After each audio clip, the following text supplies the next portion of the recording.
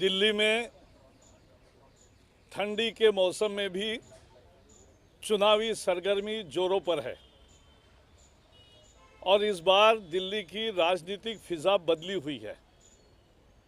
पिछली बार विधानसभा के चुनाव में दिल्ली में थोड़ा मतदाताओं में संभ्रम था और इसलिए किसी पार्टी को बहुमत नहीं मिला। भारतीय जनता पार्टी सबसे बड़ी पार्टी रही, लेकिन इस बार लोगों ने 7 महीने का नरेंद्र मोदी जी के नेतृत्व में चलने वाली सरकार देखी है। सरकार ने काम करके दिखाया है, महंगाई पर लगाम लगी है। केवल पेट्रोल डीजल में तो बहुत ही कमी आई कीमतों में, लेकिन बाकी भी कीमतें घटी है। लोगों को राहत मिली है जो 10 साल में नहीं मिली थी। और हर एक क्षेत्र में जिस तरह से मोदी सरकार ने काम किया है, इसलिए लोग अब केंद्र सरकार को साथ देने वाली सरकार दिल्ली में पसंद कर रही है और हमें पूर्ण विश्वास है कि भारतीय जनता पार्टी 2/3 बहुमत के साथ दिल्ली में सत्ता में आएगी और ये संभ्रम का जो युग था 1 साल, वो समाप्त होगा। फिर भी एक यहाँ आप पार्टी है जो अफवाहें और अटकलें इन्हीं के भरोसे चलती है और कुछ दूसरे भी मित्र हैं। कुछ चैनल पे ये दिखाने की कोशिश हो रही है कि बीजेपी में मतभेद है। वास्तविकता उल्टी है। कांग्रेस से और आम आदमी पार्टी से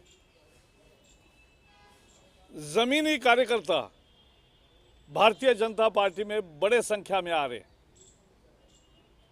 और इसलिए दोनों पार्टियों के पैरों तले जमीन खिसक गई है। इसलिए अपने कुछ मित्रों को साथ लेकर ये खबर फैलाने की चेष्टा हो रही है कि जैसे मानो बीजेपी में कोई बगावत हो रही। बीजेपी एकजुट है, बीजेपी एकजुट है और किरण बेदी, शाजिया, बिन्नी और कांग्रेस के भी बहुत सारे कार्यकर्ता प्रमुख आए हैं। इन सबके स्वागत ही बीजेपी ने किया है, केंद्र ने भी और राज्य ने भी, और पूरी एकजुट है टीम हमारी। इसलिए किसी एक वाक्य को लेके एक भ्रम फैलाना उचित नहीं है। आज शाम को दिल्ली के उम्मीदवारों के चयन के लिए हमारे चुनाव समिति की बैठक हो रही है। संसदीय बोर्ड हमारे यहाँ सर्वोच्च संस्था होती है और इसलिए उम्मीदवार के लिए भी थोड़ी प्रतीक्षा करिए, उम्मीदवारों की सूची के लिए। और आपके मन में जो प्रश्न है, मुख्यमंत्री कौन होगा, क्या होगा, पहले घोषित करेंगे क्या, इसके लिए भी थोड़ा बैठक होने तक इंतजार कीजिए। मैं इतना ही कहूँगा कि इस तरह से मनोज हमारे सांसद हैं और सभी सांसद, सभी विधायक, सभी कार्यकर्ता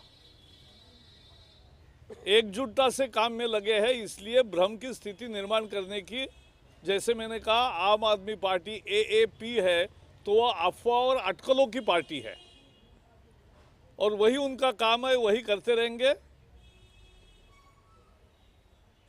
उनको मीडिया में स्पेस मिलेगी 7 तारीख तक। 10 तारीख से और 7 तारीख से डंका बजेगा बीजेपी का और बिल्कुल सुशासन जैसे केंद्र में है, 10 राज्यों में है, अभी दिल्ली में 11वां राज्य होगा और 2019 का चुनाव आते आते लोकसभा का 20 राज्यों में भारतीय जनता पार्टी की सत्ता होगी, हमारे मुख्यमंत्री होंगे। धन्यवाद। It was Manoj Tiwari today who made it very clear that he is not satisfied that BJP should name a chief ministerial candidate. He was very categorical. तो अभी मुख्यमंत्री पद का कैंडिडेट कहाँ No, he घोषित हुआ है? said that BJP should go with Modi's name as the prime minister. Announcing a chief minister will not help BJP.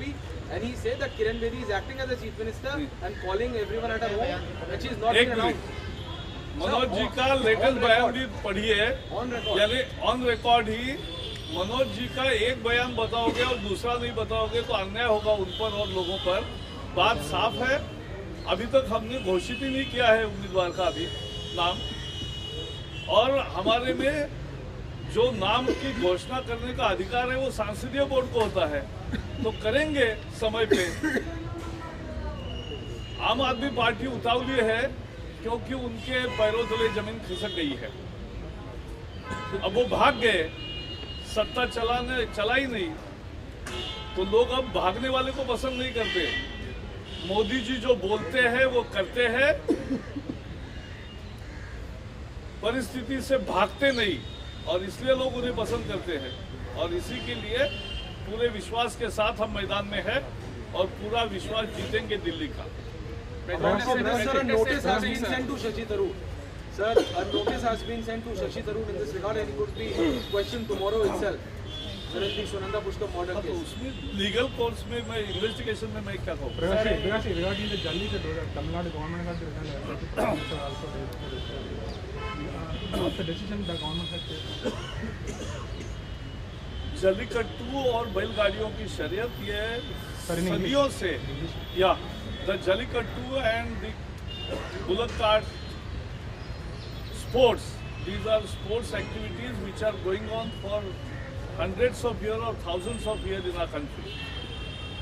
So we have to ensure with the new sensibility that there has to be no cruelty. But as these matters are sub judice, there will have to be tweaking of rules or amendments if required. We are really positively disposed of towards all such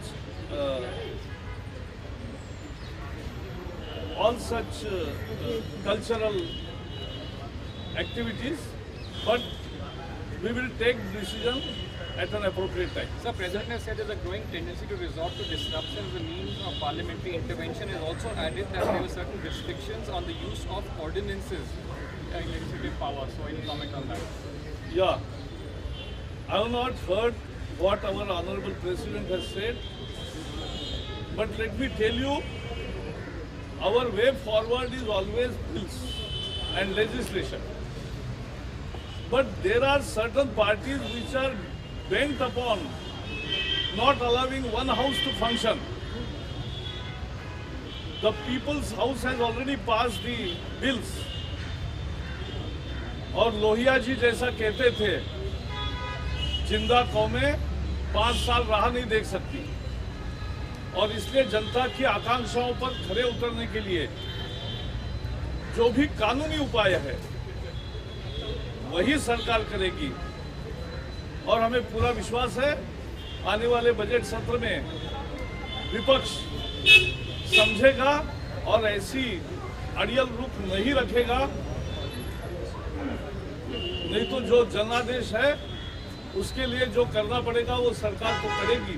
लेकिन हमें विश्वास है कि दोनों सदनों से बहुत सारी जनता की जो अपेक्षा है उस पर खरे उतरने वाले कानून पास हो जाएंगे। So, you also have an important meeting today on climate change. Prime Minister's Advisory Committee is going to be talking about that. What's going to be on the agenda?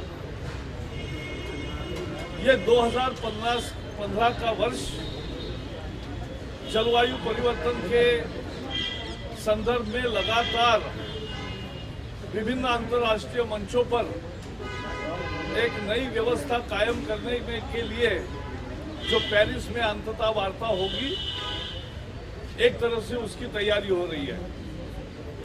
और इसी के पृष्ठभूमि में आज प्रधानमंत्री जी की जो जलवायु परिवर्तन पर एक विशेषज्ञों का समावेश होने वाली जो एक परिषद कायम की है, climate climate change council, prime ministers council on climate change, तो उसकी बैठक होगी और उसमें इन सभी विषयों का पूरे साल भर में क्या क्या कर रहे हैं भारत और क्या करना चाहिए इसकी चर्चा होगी।